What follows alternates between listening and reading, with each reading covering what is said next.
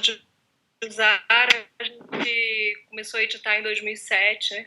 E sim, sempre teve muito ligada para mim ao processo de escrita e enfim, não só da modo de usar. Então, quando a gente começou a editar a revista, eu trabalhava já como editora lá na Sete Letras. E foi nessa época que eu comecei a trabalhar lá que eu comecei a escrever, eu não escrevia antes, né? Então, realmente, a pergunta é muito pertinente, isso que eu ia dizer, né? Porque, para mim, sempre teve muito ligado esse processo de ler a poesia contemporânea e escrever um pouco numa tentativa de querer conversar com aquilo, né? Querer dialogar, querer entrar nessa conversa infinita, assim, né? Que o texto puxa mesmo, né? Então, sempre foi para mim muito forte, muito uma resposta às coisas que eu estava lendo. O trabalho da Modo de Usar especificamente foi muito interessante e acho que intensificou isso e até mudou bastante, né, o caminho do que eu vinha escrevendo naquele momento, né? Eu tinha acabado de publicar o meu primeiro livro, que é o 20 Poemas para o Seu Walkman, e foi quando a gente se reuniu, a Angélica, né, que estava morando na época na Argentina, o Fabiano Calixto em São Paulo, eu estava no Rio, e o Ricardo na Alemanha. E a gente, enfim, discutia, debatia tudo pela internet, e eram universos muito diferentes, assim, cada um trazia as suas leituras, as coisas que estava lendo, estava traduzindo, e aí realmente esse contato com coisas muito diferentes mudou bastante, assim, né, as coisas que eu estava escrevendo, e foi super importante. Como eu estava te falando, a revista agora, o Ricardo quem está tocando, né? Mas a gente começou a fazer revista impressa, né? A ideia era fazer uma revista impressa só. E depois criou o blog, né? O Blogspot, para colocar poetas que estivessem na revista impressa. Então, a ideia inicial era um pouco pensar poetas que trabalhassem com outras plataformas, né? E que tivessem, enfim, um poeta que é artista plástico, a gente poderia ali mostrar os vídeos, ou um poeta que trabalhasse com performances. Então, no início, o blog foi isso, e a gente percebeu que dava para aumentar muito aquilo, né? E aí começou realmente a usar, e aí a plataforma principal da revista virou o blog, né? A revista, ela sai a cada 2 anos, é muito esporádico, até já perdeu a periodicidade, assim, e mudou muito. E ultimamente eu criei uma pequena editora, não sei se você viu, e aí um pouco também continua sendo muito importante para mim escrita essa conversa e esse trabalho de edição, de leitura e edição, né, de outros autores. Ah, legal.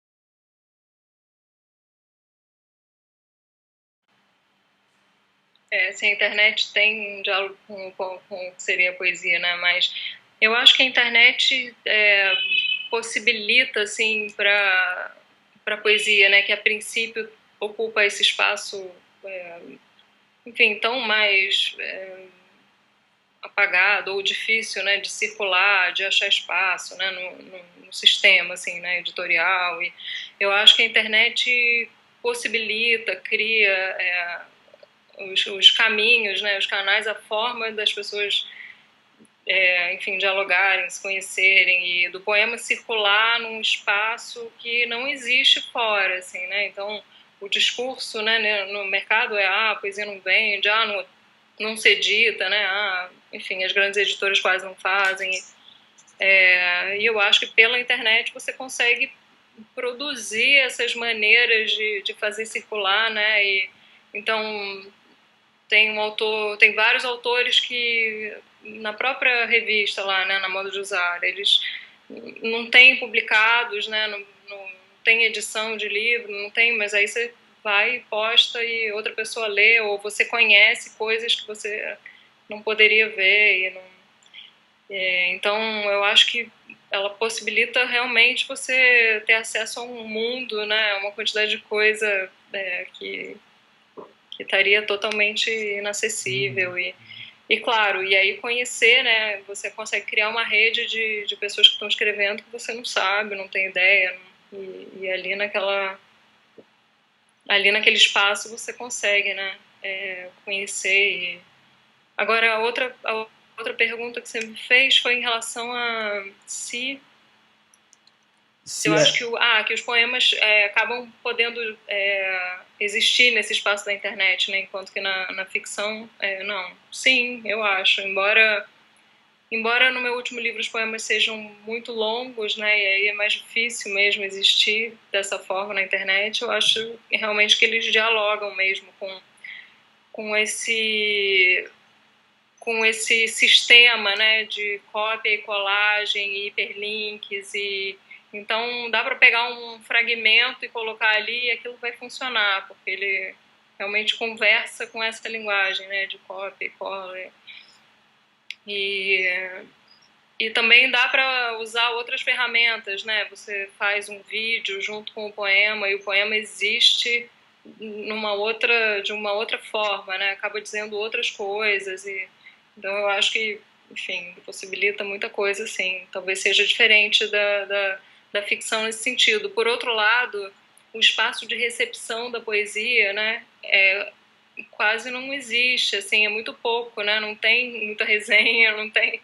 Então é o contrário do que você estava falando que ocorre na prosa, né? Que tem muita resenha na internet. O espaço da recepção e das leituras, assim, é pequeno, né? Existem alguns blogs que fazem, existe uma tentativa de leitura, mas é muito tímida, eu acho ainda. Uhum.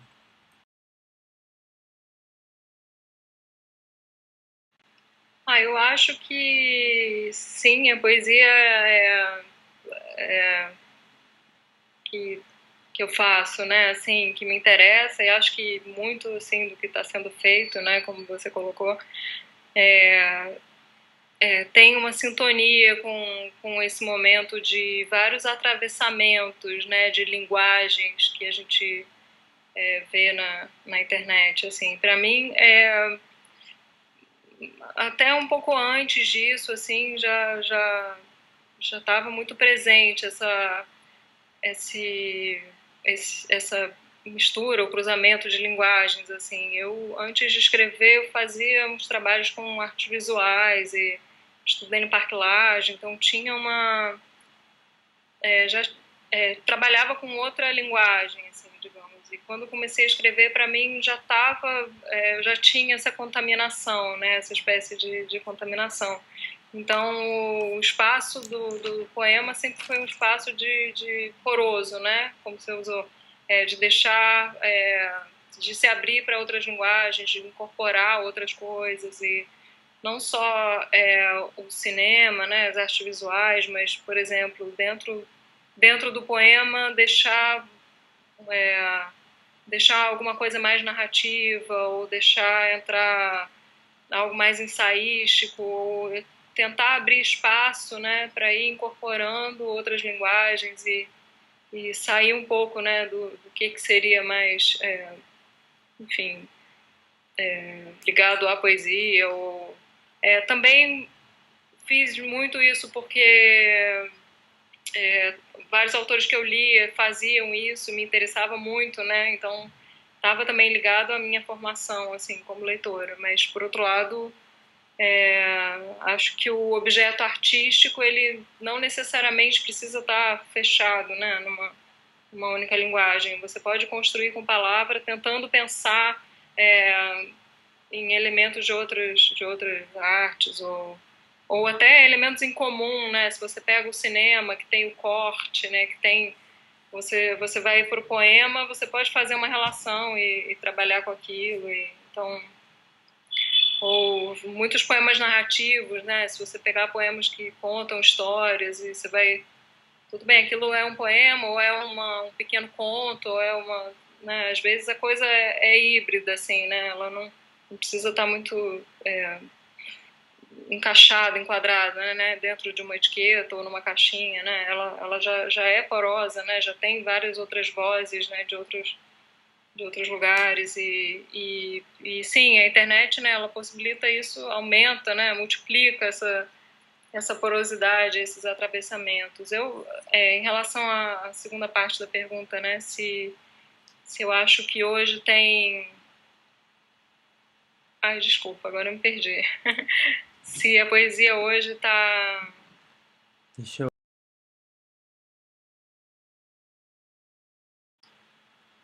Eu acho que em relação a essa divisão, né, aparente entre teoria e a escrita, né, eu acho que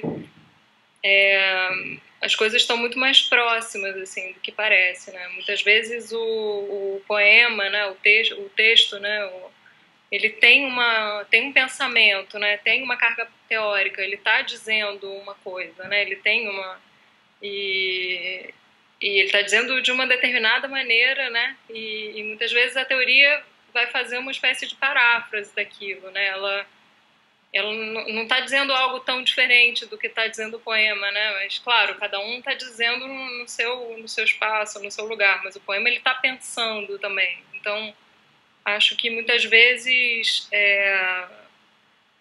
a gente tem que tentar achar uma maneira de pensar dentro daquela forma, assim, que é essa forma híbrida, ou é essa forma do poema, ou é essa forma específica, né, com esses atravessamentos e acho que essa geração, não sei, estou generalizando, mas acho que tem muita gente escrevendo, tentando pensar com os textos e tentando usar essas outras ferramentas, né, outros suportes, né, incorporar outras maneiras de poder, no próprio texto, ter esse pensamento, né, falar sobre as coisas hoje. Então, como falar sobre as coisas hoje naquele formato, né, daquela maneira e até como descobrir coisas, né, escrevendo e então você vai estar aberto para pensar, né, e não necessariamente incorporar alguma teoria já, enfim, alguma teoria do campo teórico, assim, digamos.